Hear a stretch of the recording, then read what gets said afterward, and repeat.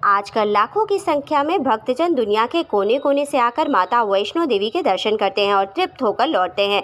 माता की गुफा के दर्शन करने पर उनके 3 स्वरूप दिखाई देते हैं। ये तीनों स्वरूप पिंडी स्वरूप है और सम्मिलित रूप से वैष्णवी के नाम से जाने जाते हैं। एक ही नाम होने पर माता 3 स्वरूप में है, ये बात हर भक्त के मन में आती है। भगवान विष्णु के अंश से उत्पन्न माँ वैष्णो देवी का एक अन्य नाम त्रिकुटा भी है। देवी त्रिकुटा यानी माँ वैष्णो देवी का निवास स्थान जम्मू में माणिक पहाड़ियों के त्रिकुटा श्रृंखलामय गुफा में है। देवी त्रिकुटा के निवास के कारण माता का निवास स्थान त्रिकुट पर्वत कहा जाता है। आपने अगर माता के दरबार में हाजिरी लगाई है तो आपको ये याद होगा कि माता का निवास इस पर्वत पर एक गुफा में है। लेकिन माँ के इस गुफा के रहस्य को क्या आप जानते हैं? तो चलिए अपने आज के वीडियो में हम जानते हैं माँ वैष्णो देवी के गुफा के रहस्यों के बारे में। हेलो एवरीवन, मैं आकृति अग्रवाल आज आपके सामने एक नया वीडियो लेकर उपस्थित। अपने आज के वीडियो में हम जानेंगे माँ वैष्णो देवी से जुड़े रहस्यों के बारे में। तो चलिए बिना देर किए वीडियो को शुरू करते हैं और जानते हैं इस बारे में डिटेल में। माँ वैष्णो देवी से जुड़ा सबसे पहला रहस्य है माता वैष्णो देवी के दर्शन के लिए वर्तमान में जिस रास्ते का इस्तेमाल किया जाता है वो गुफा में प्रवेश का प्राकृतिक रास्ता नहीं है। जी हाँ, श्रद्धालुओं की बढ़ती संख्या को देखते हुए कृत्रिम रास्ते का निर्माण 1977 में किया गया था। वर्तमान में इसी रास्ता से श्रद्धालु माता के दरबार में प्रवेश कर पाते हैं। मंदिर में सुबह शाम दुर्गा देवी की आरती की जाती है। आरती से पहले माता को पानी, दूध, घी और शहद से नहलाया जाता है। फिर साड़ी और गहनों से उनका श्रृंगार किया जाता है। इन सब के बीच मंत्रों और श्लोकों का उच्चारण भी होता है। पहले पुजारी गुफा के अंदर पूजा करते हैं और फिर उसके बाद गुफा के बाहर बैठे भक्तों को आरती दी जाती है और साथ ही भोग प्रसाद भी चढ़ाया जाता है। इसके बाद दूसरा रहस्य है कि कुछ किस्मत वाले भक्तों को प्राचीन गुफा से आज भी माता के भवन में प्रवेश करने का सौभाग्य मिलता है। दरअसल ये नियम है कि जब कभी भी 10,000 से कम श्रद्धालु होते हैं तो प्राचीन गुफा का द्वार खोल दिया जाता है। आमतौर पर ऐसा शीतकाल में दिसंबर और जनवरी महीने में होता है। वैष्णो देवी में 3 अलग अलग प्रमुख गुफाएं हैं। पुरानी गुफा साल के अधिकांश महीनों में बंद रहती है, वो इसलिए क्योंकि ये गुफा बहुत पतली है और तीर्थयात्रियों को इसे पार करने में काफ़ी समय लगता है।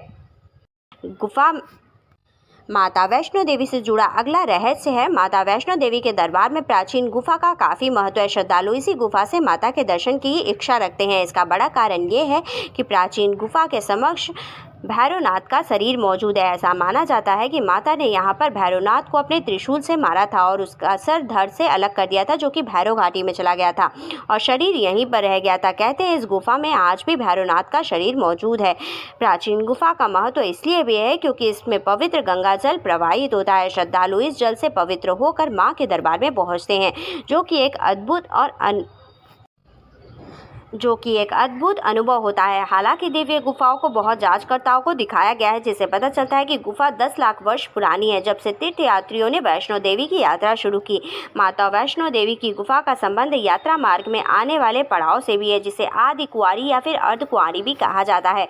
माँ वैष्णो देवी के इस गुफा तक पहुँचने में कुंवारी या अर्धकुंवारी घाटी से होकर गुजरना पड़ता है। यहाँ एक अन्य गुफा है जिसे गर्भजून के नाम से जाना जाता है। मान्यता है कि माता यहाँ 9 महीने तक उसी प्रकार रही थी जैसे एक शिशु माता के गर्भ में 9 महीने तक रहता है, इसलिए यह गुफा गर्भजून नाम से जानी जाती है। माता का यहाँ रहने का कारण था भैरवनाथ से छुपना। भैरव से बचने के लिए ही माँ वैष्णो देवी 9 महीने तक इस गुफा में छुपी रही थी।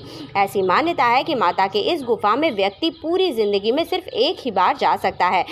इसके बाद अगर बात करें मंदिर के निर्माण की, तो मंदिर का निर्माण 700 साल पहले पंडित श्रीधर ने करवाया था और माता ने उनकी लाज रखी, दुनिया को अपने अस्तित्व का प्रमाण दिया। आपको विश्वास नहीं होगा, लेकिन ऐसा कहा जाता है कि मंदिर का निर्माण कराने वाले पंडित श्रीधर को बच्चे के रूप में प्रकट हुई माँ वैष्णो देवी ने स्वयं इस गुफा के बारे में बताया था।